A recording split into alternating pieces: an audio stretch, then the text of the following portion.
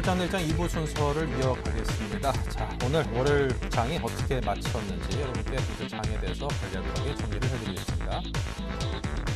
네, 먼저 코스피는 약보합으로 움직이더니 4포인트 조금 넘게 빠졌네요. 1961.48로 마치면서 그래도 1960선을 좀 지켜냈습니다. 하향 추세가 좀 장마판으로 갈수록 좀 더 깊어졌는 만큼 내일 증시까지 혹시라도 영향을 미치지 않을까 그런 우려감은 좀 있습니다.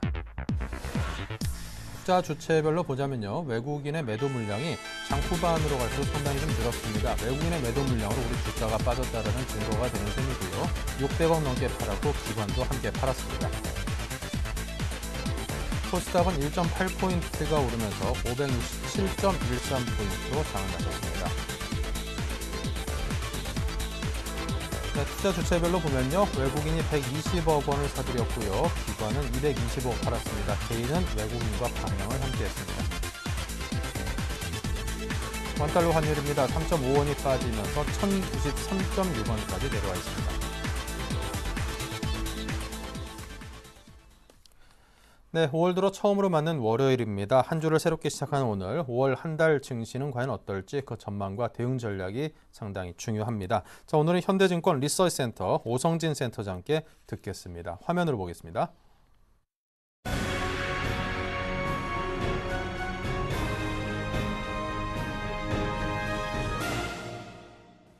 올 한 달은 4월 달에 기록한 저점 한 1900선이 저점으로 작동할 것으로 예상을 하고 있고, 반등 포인트는 한 2000선, 그러니까 한국 증시는 최근 8개월 동안 사실은 1900에서 2000 사이에 박스권 내에서 움직인다 이렇게 보시면 될 것 같고요.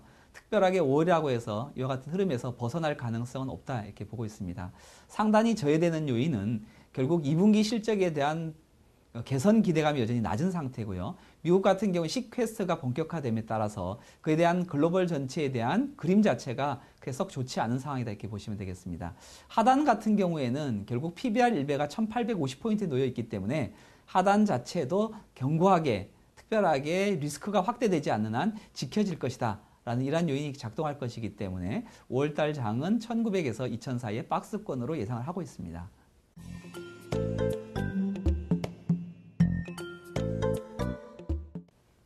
작년 4분기에 엔저 현상이 나타나면서 1분기 한국 기업들에 대해서 실적에 영향을 줬다 이렇게 볼 수 있는 것 같고요. 여전히 2분기까지도 엔저에 따른 한국 기업들에 대한 실적 둔화 우려감은 높은 상황입니다.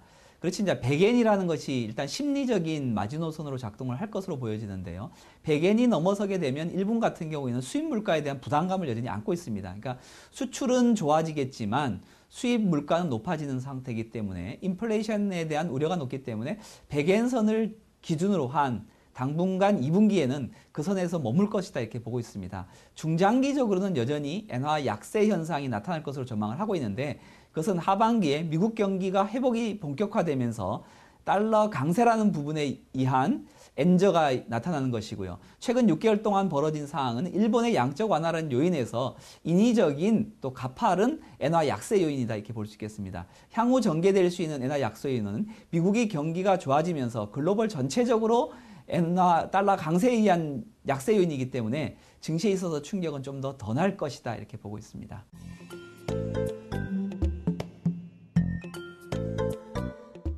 수출주 같은 경우에는 아무래도 일본과 경쟁하는 품목이 피해를 보는 상황인데요. 일본과 경쟁 관계에 가장 높게 나타나는 것이 사실은 자동차입니다.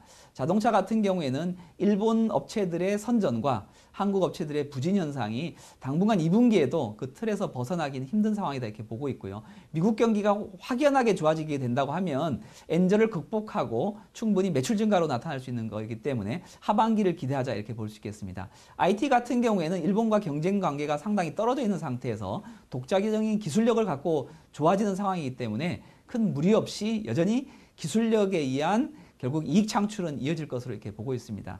또 하나의 산업재해에 해당되는 조선이라든가 건설, 기계, 화학 같은 경우에는 여전히 상당히 좀 부진한 업황 부진에 대한 영향이 수출 기업들에 영향을 줄 것으로 보고 있습니다.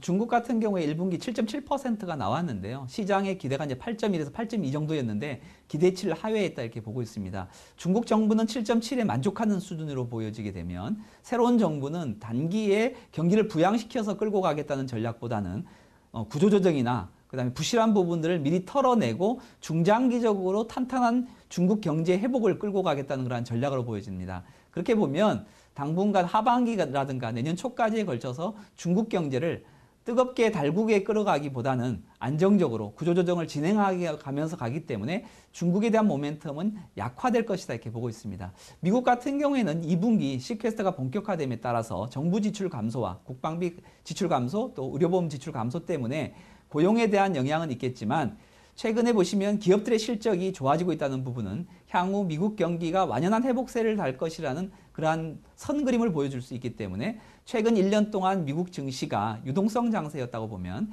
향후에 전개될 수 있는 장은 실적 장세로 넘어간다 이렇게 보여집니다. 그래서 경제 지표도 좋아지고 기업 실적도 개선되는 그러한 그림이 2013년 하반기에 나타날 것으로 보고 있습니다.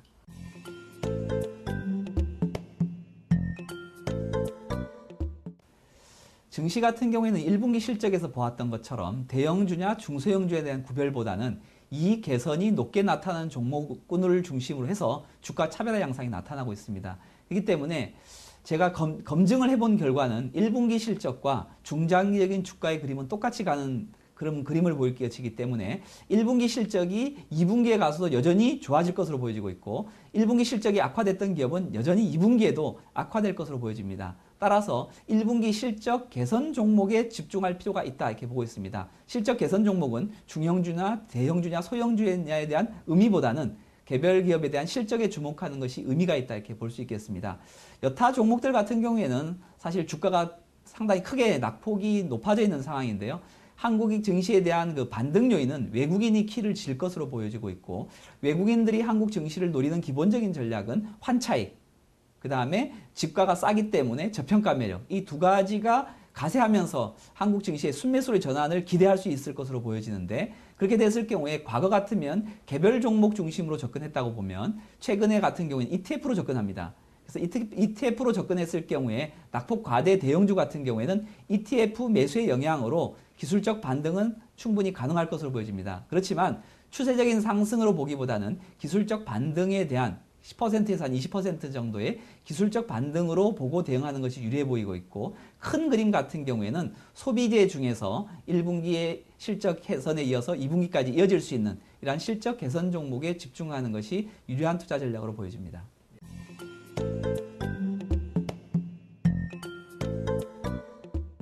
글로벌 전체적으로 경기 회복을 끌고 가는 핵심 화두는 소비재입니다. 미국도 역시 고용 회복에 의한 소비고요. 중국 같은 경우에도 1인당 GDP 5,000불 시대를 열면서 소비입니다. 아시안 국가들도 역시 소비 향상을 주도하고 있고 한국 경제 같은 경우도 추경 예산을 통한 소비 시장의 확대에 주목하고 있습니다. 그렇게 본다 보면 큰 컨셉은 소비주에 주목하는 것이 유리할 것이다 이렇게 보고 있고요. 반대로 투자 같은 경우에는 상당히 좀 시들 것이다 이렇게 보고 있거든요. 그러니까 경기 회복의 포인트가 과거 같으면 투자에 정부가 주도했다고 보면 최근 같은 경우에 소비에 올인하고 있는 상황이기 때문에 투자주 같은 경우에는 기술적 반등으로 접근하는 것이 유리해 보이고 기본적인 철학은 소비주에서 실적 개선으로 가는 소비주에 집중하자는 전략을 제시해드리고 싶습니다.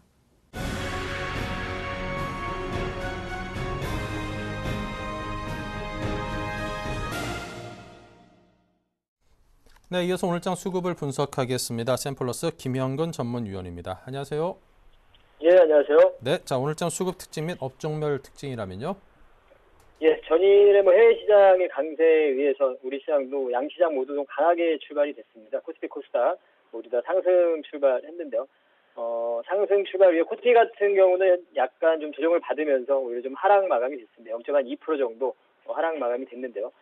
현재 지금 차트를 일단 좀 보시면 코스피 같은 경우 단기간에도 1900선에서 많이 또 올라왔습니다. 그래서 어느 정도는 또 승부욕이 그러한 구간에 좀 온 상태이기 때문에 약간의 조정이 나왔지만 여전히 좀 긍정적인 시각을 좀 유지를 하고 있고 1900선에 대한 바닥에 대한 부분 어느 정도 좀 확신을 좀 가져도 되지 않을까 좀 생각이 듭니다.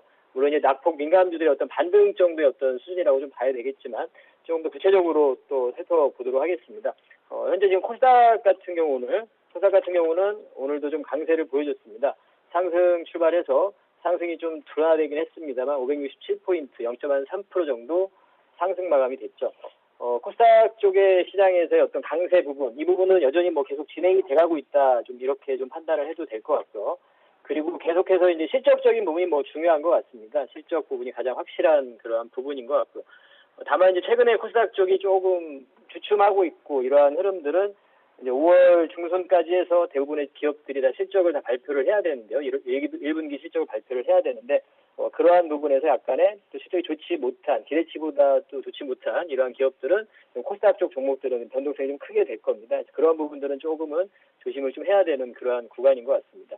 수급적인 부분을 좀 더 구체적으로 좀 살펴보면 일단 오늘 코스피 쪽 같은 경우는 외인 기관이 지금 마감해서 매도로 좀 마무리가 됐죠.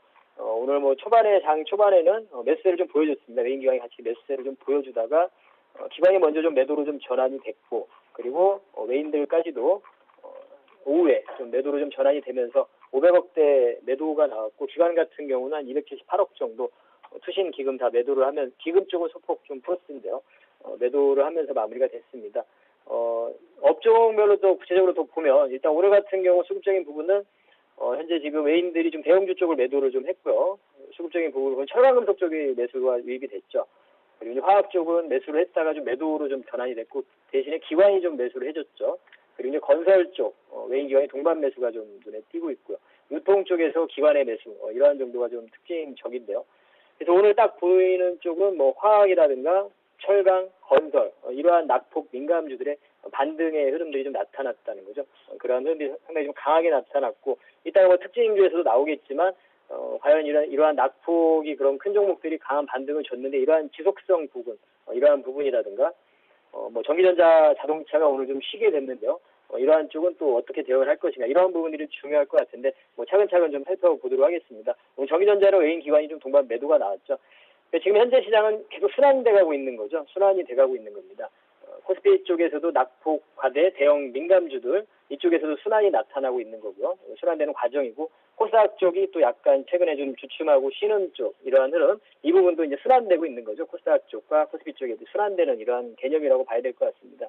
그다음에 이제 투자자들 같은 경우에 계속 순환되는 쪽을 계속 따라다니고 잦은 매매를 하고 이렇다기보다는 정리를 하자면 실적이 좀 기반이 되는 종목들로 해서 추세가 유지되고 있는 종목들 같은 경우 여전히 좀 보유자들 같은 경우에는 보유를 해야 될 것이고, 그리고 기존에 이제 강했던 이러한 실적이 기반이 되는 추세 종목들은 조정이 나올 때 그러한 쪽들을 신규 매수 관점에서는 그러한 쪽들을 또 신규 매수를 할 수 있는 이러한 시장이라고 생각을 합니다. 양시장 모두 좀 긍정적으로 보고 있는데, 다만 이제 낙폭 민감주들에 대한 이러한 부분들, 오늘 이제 화학 쪽, 철강, 건설 이러한 쪽이 강하게 나왔는데 이러한 지속성 부분은 아직까지는 우리가 좀 반등 정도로 봐야 되지 않을까, 이렇게 좀 판단이 들고요. 종목별로 물론 이제 LG화학 같은 경우는 21선을 돌파하고 또 안착을 시키려고 하는 이런 시도도 좀 나타나고 있지만 여타의 뭐 다른 종목들, 민감주들 같은 경우에는 오히려 이제 그런 쪽에서 좀 단기 트레이딩을 해야 되는 게 아닌가, 좀 이런 생각이 좀 들고요. 그리고 전기전자나 자동차 부품 쪽 이러한 섹터들은 좀 지속적으로 우리가 좀 관심을 가질 수 있는 구간이 아닌가, 좀 이렇게 생각이 듭니다.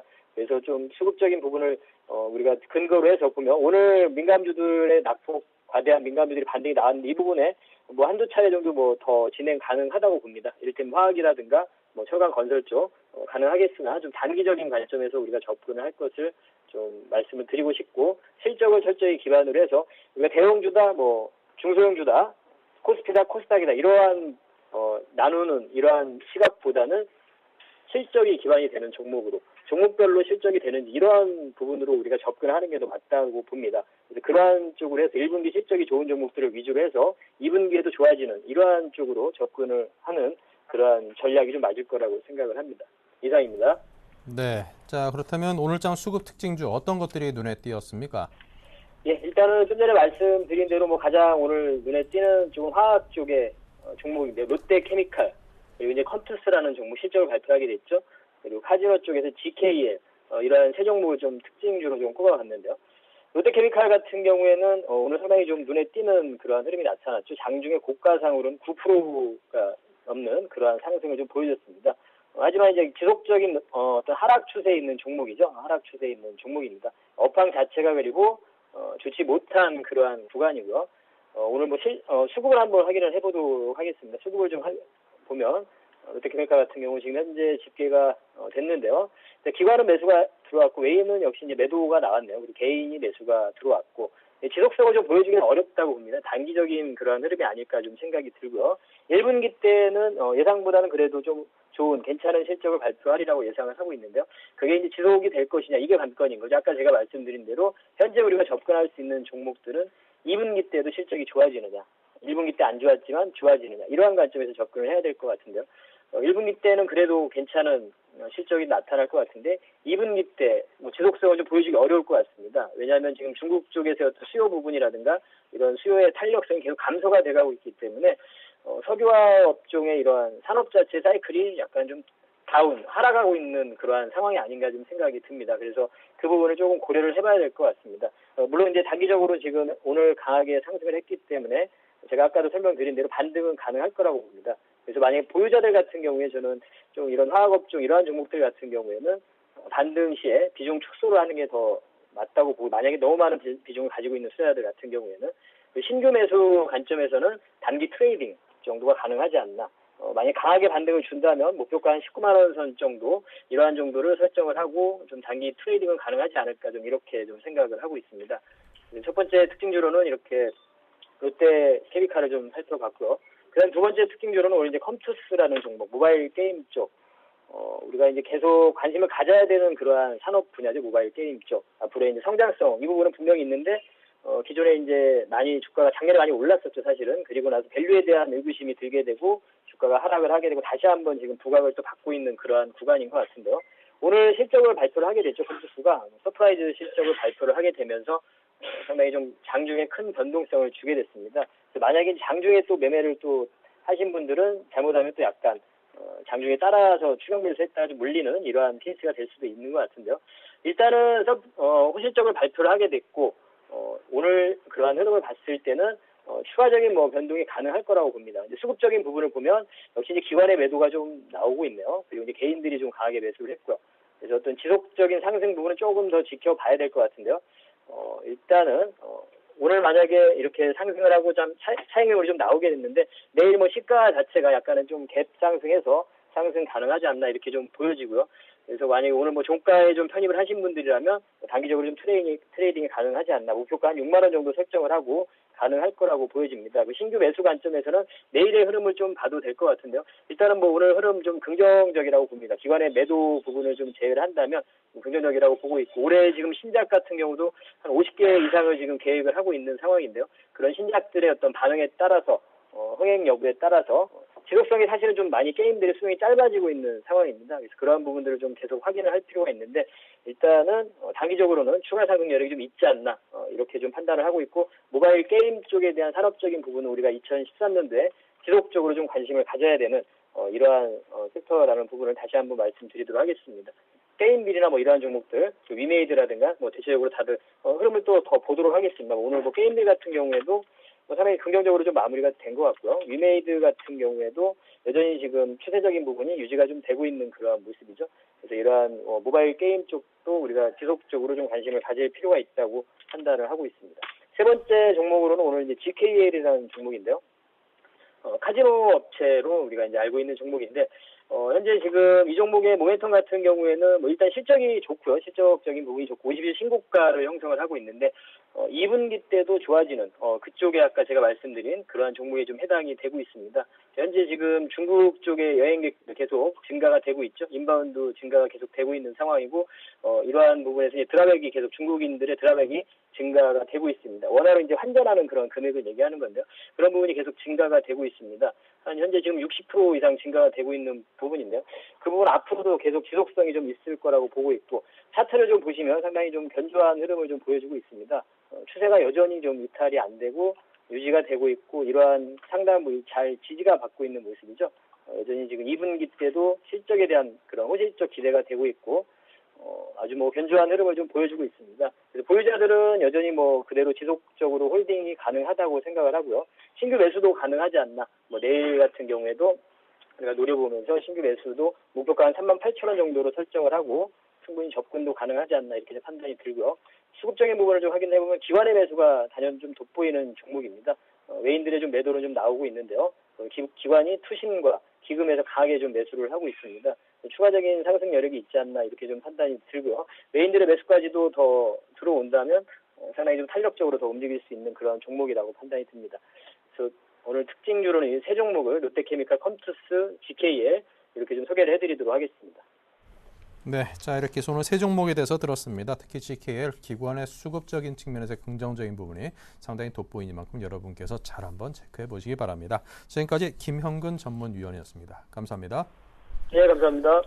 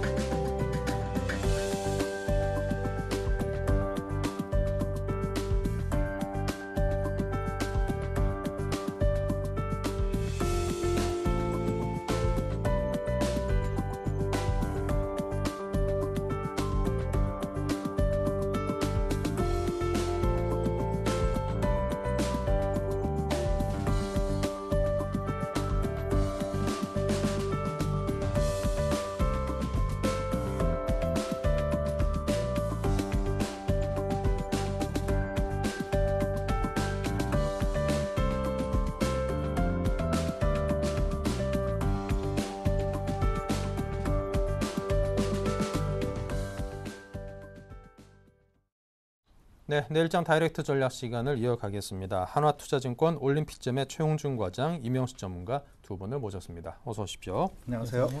네, 다이렉트 전략 먼저 화면으로 확인하기죠.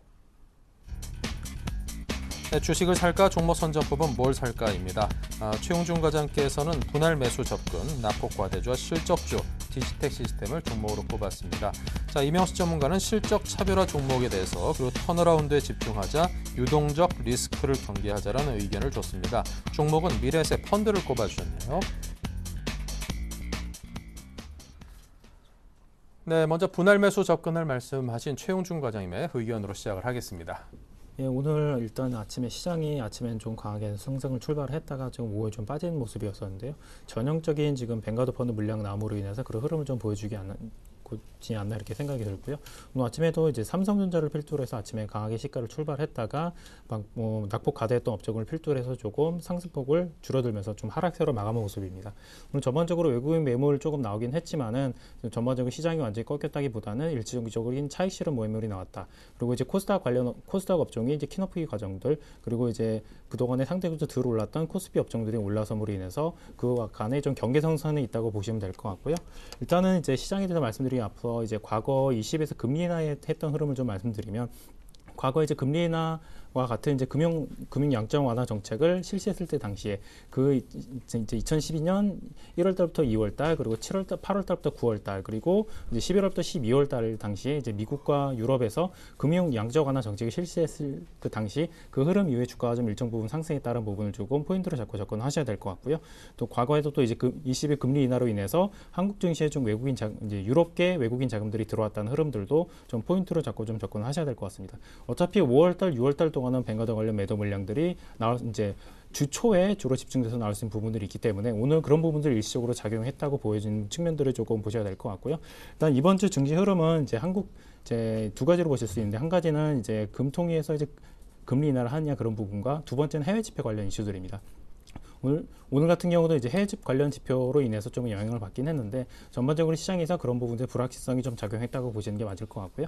어차피 이번 주 이제 금통위에서 이제 금리 인하에 대한 부분은 동결에 대한 가능성이 더 크기 때문에 만약에 금리에 대한 언급이 한다고 하면은 시장이 좀 긍정적인 요인이 될 수 있다 이렇게 보여지고 있고요. 동결로 끝난다고 하더라도 어차피 시장에서 예상했던 것만큼 좀 제한적인 흐름이다라고 보시는 게 맞을 것 같습니다. 그리고 지금 오늘 같은 경우 이제 낙폭과대 업종인 이제 화학 관련주들, 뭐 철강 관련 업종들, 그리고 이제 엔화 관련된 이제 자동차 관련 업종들이 좀 올라갔다가 조금 상승폭을 반납했던 흐름들이 있었는데요. 그동안에 상승폭이 상당히 어느 정도 있었기 때문에 조금 그 부분은 일시적으로 반납했다고 보여지고 있고요. 그래서 이번 주 같은 경우 이제 낙폭 과대 업종들이 어느 정도 계속 올라간 흐름들이 좀 연출이 되느냐, 아니면 기존에 많이 올라갔던 업종들 이제 실적주 위주로 차별화 장세가 발생이 되느냐, 그런 부분에 있어서 조금 분기점이 나는 흐름이 되지 않게 보고 있고요. 하지만 지금 현재 이제 미국 양적 완화 정책과 이제 22 금리 인하 이후에 이제 N 달러 환율이 저희 한국 시장에 많이 영향을 미쳤었는데, N 달러 환율이 이제 100엔대에서 조금 제한적인 흐름 보이고 있다라는 흐름 봤을 때 어느 정도 불확실성 시장에 작용하는 부분들 어느 정도 반영이 됐다고 보여지고요. 그렇기 때문에 분할 매수 관점을 접근하실 때 이제 단기적으로 갖고 갈 종목, 그리고 중장기적으로 갖고 갈 종목을 좀 구분하셔서 좀 접근하시고요. 오늘 같은 경우는 중국 이제 구매자 관리 지수 지표가 이제 전월 대비 많이 하락해서 51.1을 기록했습니다. 어차피 50 이상은 나왔던 부분들이고, 이제 지난주에도 한번 말씀드렸지만 이번 주 중국 관련 지표 흐름들, 좋은 흐름들보다 나쁜 흐름들이 더 많을 거다라고 시장에 어느 정도 이제 인식이 돼 있는 부분들이기 때문에 그런 부분에 대해서 출렁거릴 때마다 조금 분할 매수 측면에서 접근을 하시면 될 것 같습니다. 네. 자, 그리고 실적 차별화 종목에 눈길을 주자라는 의견을 주신 이명식 전문가님의 의견은 어떤 내용일까요? 네, 그 최근에 뭐 반등 모멘텀이 1900포인트에서 일단은 뭐 예상했던 대로 미국에서 뭐 고용 지표 계속해서 점진적으로 개선되는 모습을 보여주고 있고요. 그 영향이 제일 컸던 것 같습니다. 유럽에서 예상대로 금리 인하가 이루어졌고요. 이러한 그 해외 그 모멘텀 영향으로 인해서 1900포인트에서 그러면 뭐 장중에 1980포인트까지 강한 반등이 나타났는데, 여기서 뭐 기술적 반등은 뭐 충분히 나타난 것 같습니다. 그러나 시장이 안정적으로 흘러가려면은 적어도 뭐 중장기 이등 평균선이 밀집대인 1970포인트에서 일단 뭐 주가 흐름이 전개되는 것이 뭐 투자 심리적으로 좋지 않나 이렇게 판단이 됩니다. 현재 국면에 있어서는 뭐 약간의 눌림목 조정도 일단 뭐 전개될 수 있는 그런 상황에 놓여 있지만, 금일 그 중국 지표가 상당히 안 좋았음에도 불구하고 최근에 의미 있는 뭐 반등 국면이 나오고 있습니다. 일단은 뭐 그 중국 증시의 경우에는 다시 한번 한 2200포인트를 회복하고 있는 그러한 모습을 보여주고 있기 때문에 금일 그 경기 민감주의 그러한 이러한 반등은 중국 증시의 반등, 그 다음에 계속해서 하반기 지속적으로 펼쳐질 경기 부양 정책, 여기에 기대감이 반영되고 있다라고 볼 수가 있겠습니다. 현재 주식시장 전체적으로 볼 때도 주식시장의 매력도는 상당히 채권시장보다는 뭐 좋다라고 보실 수가 있겠습니다. 채권시장과 그 주식시장 간의 그런 기대 수익률 차이 일드갭이 현재 뭐 8% 이상의 그 수준을 보여주고 있거든요. 2009년도 금융위기 당시에도 8.7에서 8.9 정도를 유지하고 있는 그런 그 상황 속에서 강한 그 반등 모멘텀이 나타났고요. 현재 이런 그 주식시장 양호한 그 유동성이 풍부함에도 불구하고 국내 시장이 뭐 답보 상태에 놓여 있는 거는 역시 그 중국에 대한 의존도가 매우 큰 상황이라고 보실 수가 있겠고, 두 번째는 뭐 수급입니다. 삼성전자 이번에 뭐 실적이 상당히 좋았음에도 불구하고 주도주임에도 불구하고 수급에 엉키는 그런 상황에 놓여 있다 보니까는 강한 상승 랠리가 이어지지 못하고 있는 그런 과정에 놓여 있습니다. 그러나 수급 문제만 해소된다면은 다시 한번 뭐 삼성전자 중심의 반등 모멘텀이 전개될 가능성이 매우 크다라고 보실 수가 있겠습니다. 그렇기 때문에 현재 경기라든가 수급 측면의 경우에는 하반기 갈수록 좀 더 양호해질 가능성이 크다라고 보실 수가 있겠고, 1차적으로 수급 문제 이제 뭐 한 달 반 정도 남았다라고 보실 수가 있겠습니다.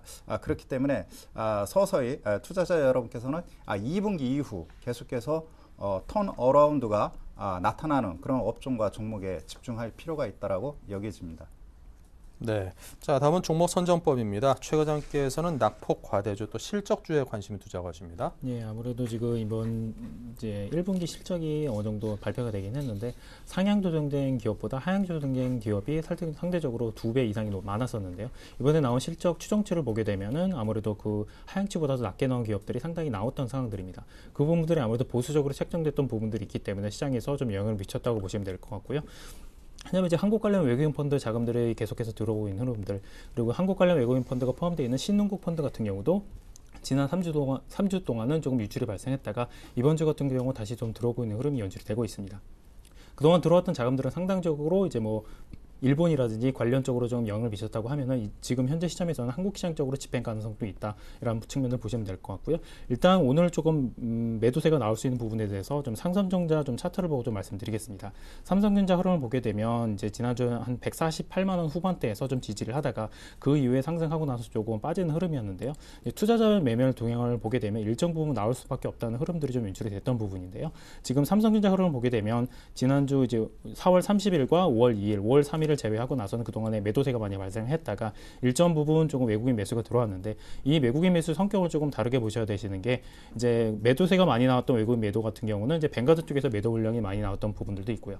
그리고 그동안에 한국 시장에서 이제 외국인 자금으로 많이 영향을 미쳤던 이제 미국계 관련 자금들이 좀 영향성이 많이 미치는 부분들이 낮아졌다. 그리고 상대적으로 뭐 산유국이라든지 중국 관련된 외국인 펀드 자금들이 상대적으로 들어온 부분들이 있기 때문에 그런 쪽에서 매수세가 들어오지 않겠냐 그런 부분들이 있어서 오늘 삼성전자 좀 빠지긴 했지만 여전히 삼성전자는 뭐 150만 원 미만대에서 매수 들어가시고 좀 박스권 시장 흐름들이 5월, 6월 달까지는 조금 이어질 거라고 보고 있는 상황들이고요. 상대적으로 이제 삼성전자 같은 경우도 그런 뱅가드 매도 물량이 상당히 출회됐기 때문에 그런 부분들을 조금 이제 보시면서 접근하셔야 될 것 같습니다.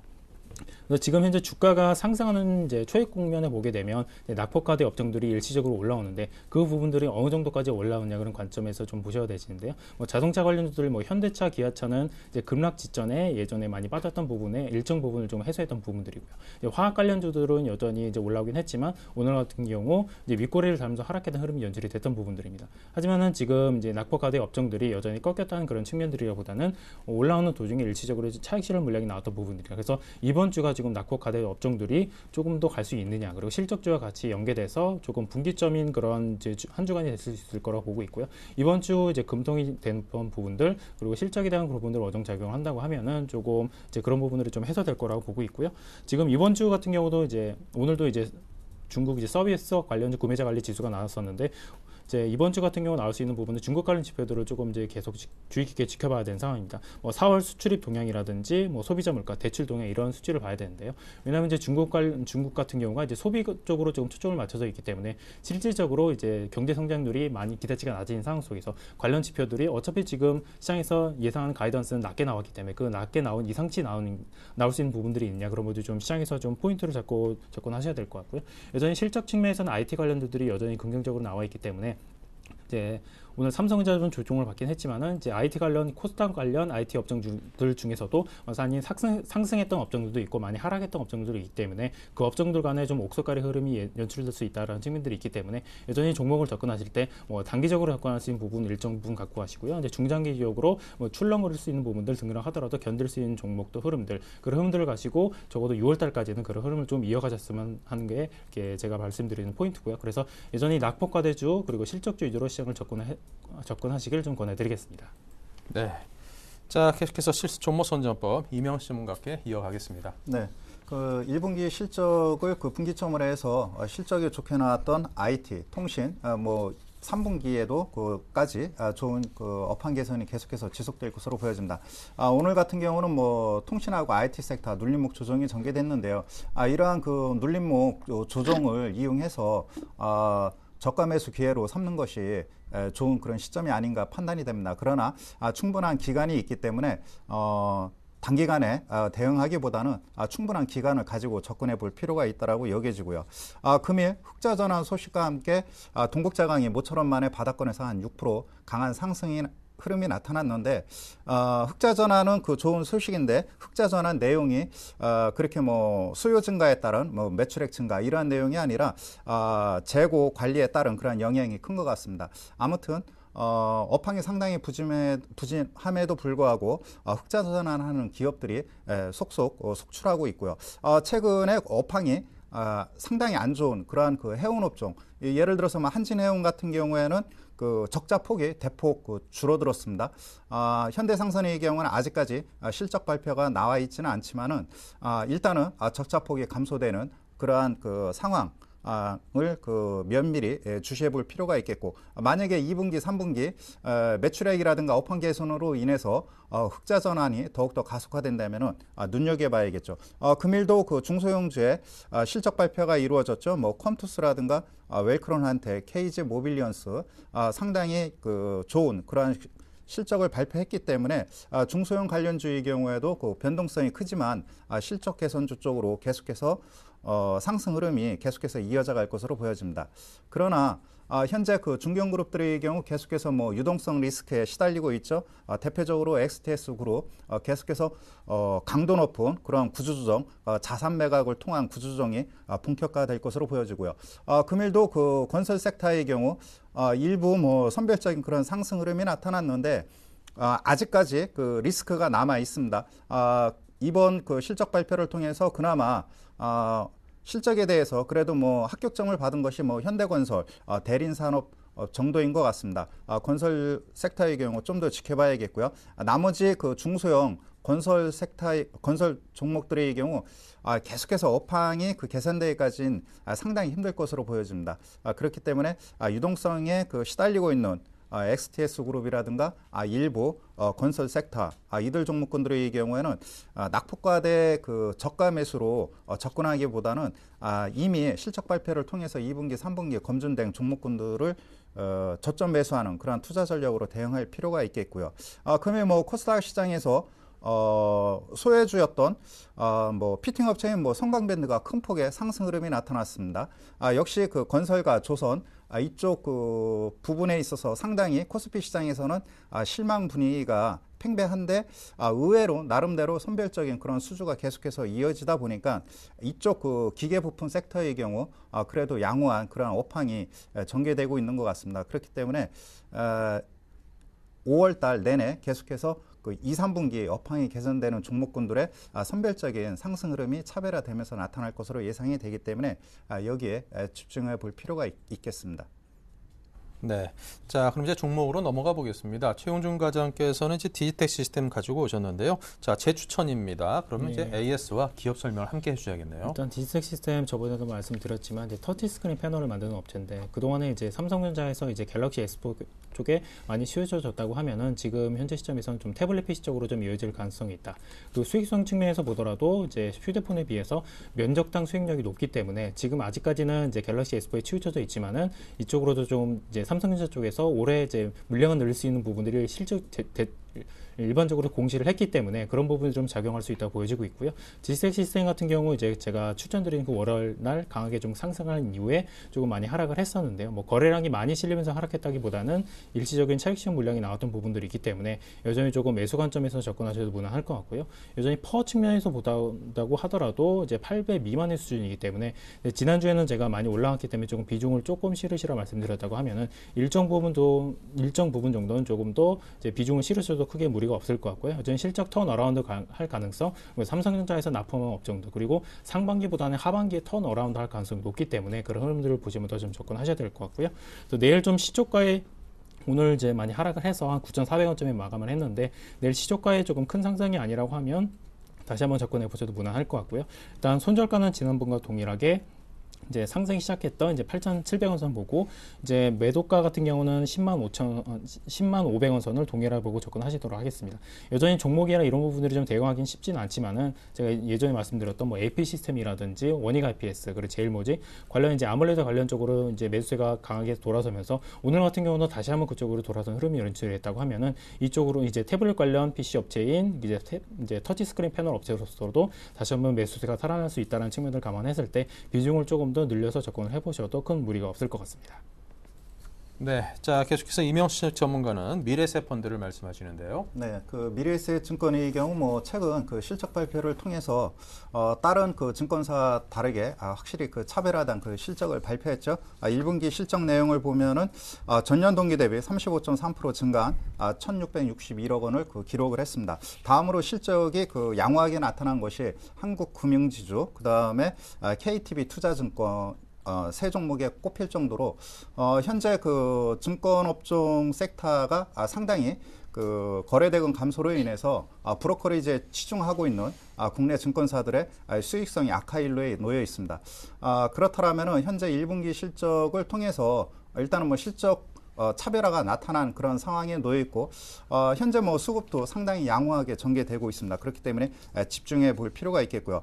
현재 그 1분기 실적이 좋아진 배경 요인에는 작년도부터 인력 구조정, 지점 폐쇄 등 강력한 그 구조정이 있었습니다. 이러한 부분이 해소가 됐고요. 최근에 그 펀드에서 자금이 뭐 최근 몇 년 동안 수년 동안 이탈한 자금이 다시 자산 배분형 랩 펀드로 자금이 속속 유입되고 있습니다. 현재 뭐 1조 원 이상을 돌파한 그런 상황에 놓여 있고, 특히 그 변액보험 최근 뭐 그 상당히 그 뭐라 그럴까 논란이 많았었는데 비과세 상품으로서 다시 저금리 그 투자 대안으로서 각광을 받는 것 갖고 있습니다. 특히 미래에셋증권에서 현재 소비자를 위한 그런 그 위주의 그런 펀드 판매를 하다 보니까 이쪽 시장을 주도하고 있다라고 볼 수가 있겠습니다. 특히 세계적인 뭐 글로벌 그 자산운용사인 블랙로그의 경우에도 월 지급식 펀드인 인컴 펀드를 본격적으로 출시를 했습니다. 그렇더라면은 이쪽 그 금융 상품 시장이 현재 그 상당히 그 금융 상품이 다양화되고 있고 폭넓게 그 세분하게 확산되고 있다라고 보실 수가 있겠습니다. 이 자산 관리 부분에 있어서 일단 뭐 미래에셋증권이 각 펀드별로 상당한 그런 수탁고와 함께 수익성이 개선되고 있기 때문에 향후 그 코스피 지수가 등락을 보인다 하더라도 안정적인 주가 상승 흐름이 지속될 가능성이 매우 높다라고 보실 수가 있겠습니다. 미래에셋증권에 한번 차트를 보면은 금일 뭐 한 2% 정도 상승하는 그런 모멘텀이 나타났는데 적어도 그 45,000원대를 이탈하지 않는 이상 안정적인 그 주가 흐름이 이루어질 것으로 예상이 되고요. 금일 종가 부근이 48,000원대 전후에서 분할 매수의 관점으로 대응해도 좋을 듯 싶습니다. 미래에셋증권의 그러한 그 목표 가격은 현재 그 지난 그 작년도죠. 작년 2010년도가 되겠네요. 2010년도 한 6만 원대, 5만 5천 원대에서 급격하게 가격이 그 이탈한 그런 시점에 놓여 있는데 5만 5천 원대를 회복하는 그런 수준의 단계적인 상승 흐름이 전개될 것으로 예상이 되기 때문에 증권 업종에 관심이 있으신 분들의 경우에는 미래에셋 그 증권으로 일단은 뭐 압축해 볼 필요가 있다라고 여겨집니다. 네. 자, 미래에셋증권 이 펀드에 대해서 지금 오늘 그 미래에셋 펀드에 대해서 말씀을 들어봤고요. 자, 그다음에 이제 지난주 추천하셨던 제일모직 지금 상승세를 이어가고 있습니다. 이 종목 어떻게 좀 더 가지고 들고 볼까요? 네, 그 현재 뭐 갤럭시 S4 출시 이후 그 현재 그 옐로칩 종목군 중에서 제일모직, 그 다음에 금일도 삼성전기가 강한 상승 흐름이 나타났는데 현재 국면에서는 그런 것 같습니다. 이쪽 옐로칩 종목군에서 계속해서 턴어라운드 관련주들이 의미 있는 상승 흐름이 전개되고 있습니다. 수급으로 인해서 상당히 그러한 그 불확실한 그러한 모멘텀에 놓여 있지만은 선별적인 상승 흐름이 전개되고 있습니다. 그렇기 때문에 제일모직의 턴어라운드는 이제 뭐 시작에 불과한 것이 아닌가 이렇게 판단이 됩니다. 현재 그 소니에서 초고화질 그 판매가 삼성전자보다 앞서 판매가 이루어지고 있고요.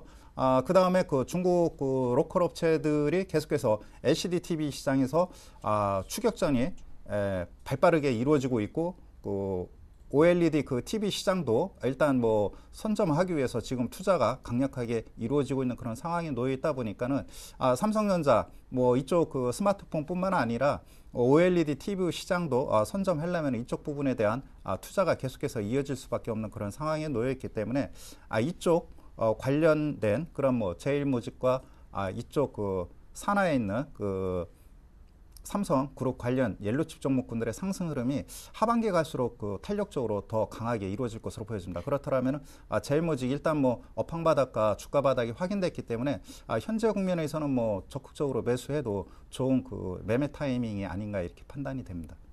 네, 알겠습니다. 자, 그 밖에 좀 다른 이슈에 대해서 추가 질문을 좀 드려보겠습니다. 내일은 이제 한미 정상회담이 예정돼 있습니다. 이와 관련해서 상당히 좀 긍정적인 그런 내용들이 쏟아져 나올지는 않을까 그런 기대감을 갖고 있는데 어떨까요? 어차피 이제 북한 관련 이제 한미 정상회담 쪽에서 뭐 이제 북한 리스크 해소라는 측면에서 좀 대응을 하는데요. 어차피 특별한 이슈가 나오기보다는 이제 그동안에 이제 한미 정상회담이 이제 북한 쪽에서 크게 영향성을 크게 미치지 않았기 때문에 북한 쪽과 어느 정도 지금 뭐 개선 공단 이런 관련 이슈들과 더불어서 조금 북한 관련 쪽에서 조금 이제 해소가 될 수 있는 측면들이 아직까지는 좀 반반 정도로 보고 있는데요. 한미 정상회담에 대해서 이제 관련 이슈들이 여러 가지 얘기들이 나오지만 아직까지는 기대치가 낮은 상황이기 때문에 어느 정도 이슈가 나온 부분들이 북한 쪽과 이제 크게 자극을 하지 않는 선에서 그런 얘기들이 좀 나와준다고 하면은 조금 북한 관련 리스크는 좀 해소 측면으로 내가 될 것 같고요. 그거 관련돼서 이제 뭐 북한 관련 리스크가 다시 부각이 된다고 하면은 최근에 이제 조금 움직임이 틀린 게 북한 관련 리스크가 부각이 되면 오히려 외국인들이 매수하는 흐름들이 연출이 되고 있습니다. 그래서 이제 향후 이제 일본 쪽으로 이제 치우쳤던 자금들이 들어올 수 있는 부분을 연출이 된다고 하면은 오히려 그런 것들로 인해서 해소가 된다고 하면은 긍정적인 요인이 될 수도 있을 것 같고요. 뭐 중간에 이제 불확실성이 더욱 부각이 돼서 뭐 출렁거린다 하면은 매수 관점에서 좀 대응하셔도 될 것 같습니다. 네. 자, 그리고 이제 금통에서 지난번에는 이제 금리 인하 관련해서 시장에 움직인 거는 조금 좀 엇박자를 내는 그런 움직임이 있었습니다. 이번에는 어떨까요? 상당히 압박감이 클 텐데요. 네, 그렇습니다. 뭐 김정수 총재의 그런 뭐 의지에 달려 있는 것 같습니다. 지난번 뭐 금통위에서도 현재 뭐 대다수 위원들의 경우에는 뭐 금리 인하 쪽으로 가닥을 잡았는데 김정수 총재의 그러한 그 뭐랄까 의지가 강하게 표명이 되면서 금리 동결 쪽으로 나타났는데. 현재 그 뭐라 그럴까 여러 가지 그 환율이라든가 그 여러 가지 상황을 고려해 볼 때 금리 인하 쪽으로 가닥을 잡을 가능성이 크다라고 보실 수가 있겠습니다. 유럽에서 그 금리 인하를 하게 된 그 배경 요인은 더 이상 여기서 뭐 침체가 되면 안 되겠다는 그런 의지를 표명한 것이거든요. 그렇다면은 유럽의 경우에는 그 과거 일본처럼 그 유동성 함정에 빠질 수 있는 그러한 그 상황이 도래한다 하더라도 강력한 경기 부양 정책을 펼칠 가능성이 매우 높다라고 보실 수가 있겠습니다. 그만큼 그 유럽 쪽에서도 강력한 경기 부양 의지를 피력한 만큼 일단은 뭐 금융통화위원회에서도 이러한 의지가 반영되지 않을까 이렇게 판단이 됩니다.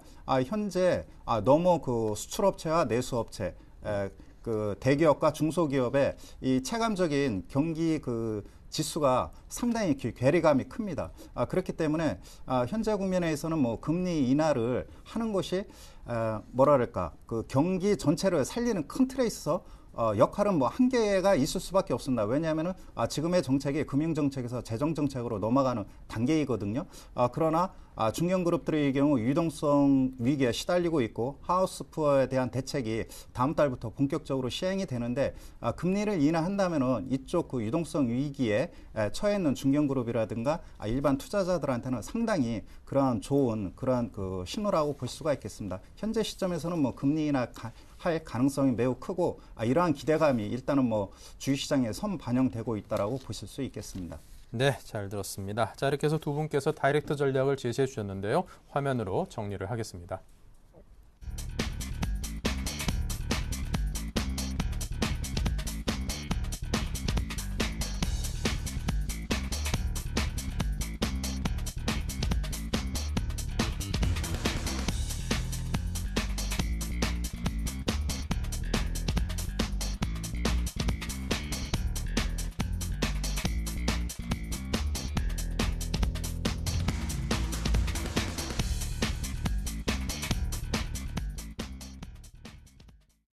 네, 지금까지 하나투자증권 올림픽지점의 최용준 과장, 임영수 전문가 두 분과 함께했습니다. 감사합니다. 감사합니다.